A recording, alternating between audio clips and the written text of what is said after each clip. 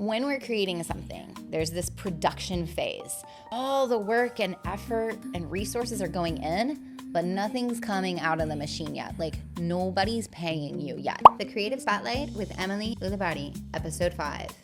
Getting paid while improving your skills. Scene 1, take 1, action.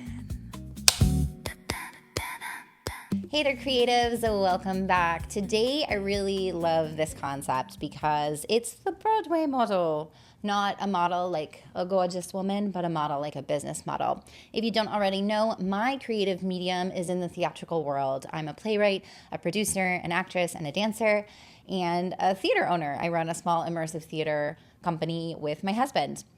So the Broadway model. Now, I think this is great to connect with creatives of other mediums, because you've heard me say it on this channel before. It doesn't matter what your medium is. If you're a painter, a musician, a photographer, a writer, an actress, a dancer, a jewelry maker, it doesn't matter. As creatives, we're encountering a lot of the same struggles, especially if you're a creative who's trying to monetize and make your creative effort your full-time work. So this is specifically for you if you're in that boat where you're like, I want to do this thing full-time and get paid. Perfect. And good for you, and you deserve that, and you should. So the Broadway model, meaning like a show on Broadway, your name in the big marquee, darling. That's what we're talking about. So this is a 2-part creative process that allows you to get paid while continuing to improve your skills. Now, because we're all working with different mediums, you're still going to have to use your creative mind to take this sort of template that I'm going to present to you today and figure out exactly how it applies to your unique creative creations. Okay.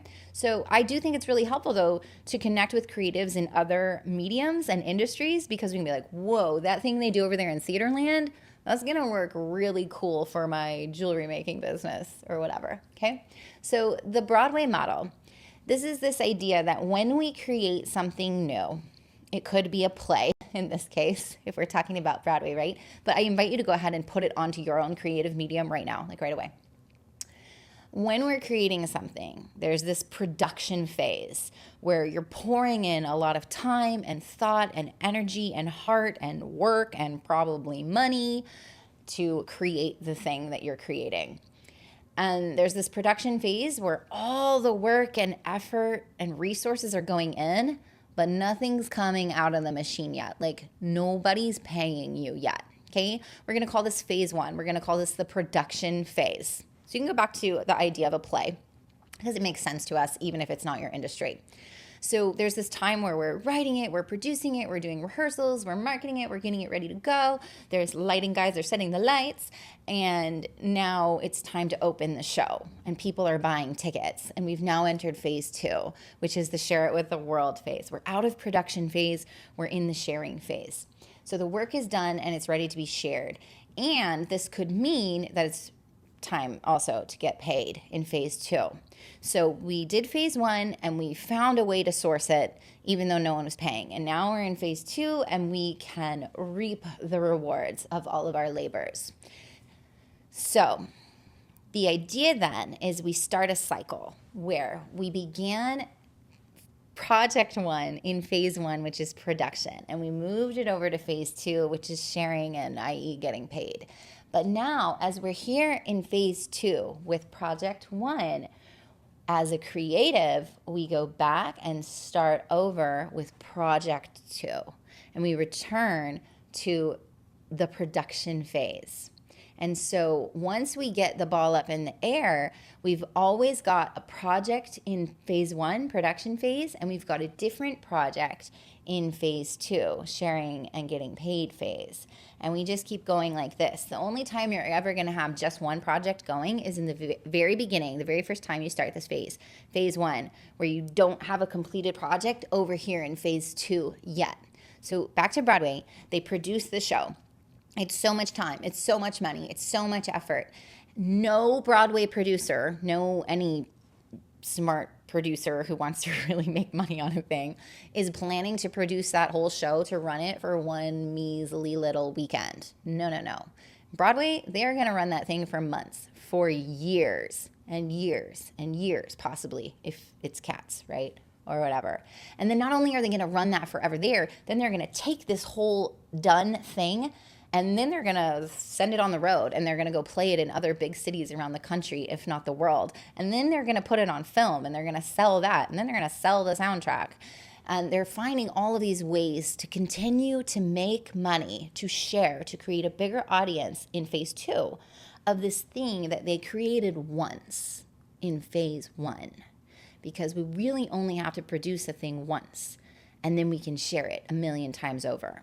Now, this is where you have to be creative, you, and figure out how exactly it applies to your creative work if you're not a Broadway producer or an off-Broadway, an off-Broadway producer like me. But we do this, right? So that's why my husband and I moved for instance, to a tourist town. It's actually a really small town, guys. I didn't go to New York because I didn't want to go to New York. We're in this small town, but it's a tourist destination. And so when we produce a show, we'll spend about 3 months bringing a show to life. I write the script, we go to rehearsal, we do all the things, we build the show, we open the show. We're going to run that show for several years. Then we're going to reformat it and we're going to put it online and we're going to play it in that world as well. So we do this 3-month production period once, and we throw in all the time, all the unpaid time, all the money that are pulling out of my pockets. This would be a good time too, if you don't just have a bank account to pull all of the funds out. This would be a great time to do a crowdfunding or some kind of fundraiser, or to channel some money from your other work, right, to fund this thing. And then it gets over here and it starts making its own money. Now it's running. It's automated in a sense, okay?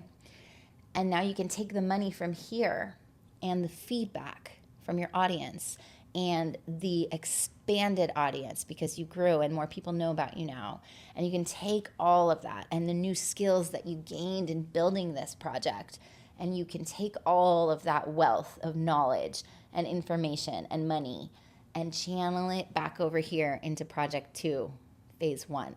So you've now gotten better at your craft, you've gotten a bigger audience, and now you have the money to cycle it back in. So you're now going to use phase 2 earnings from project 1 to feed phase 1 of project 2 until it gets over there. And now possibly depending on your model and how you're sharing your artwork with the world, now maybe you've got 2 projects in phase 2. So you've got even more feedback and audience and money coming in to fuel project 3 in phase 1.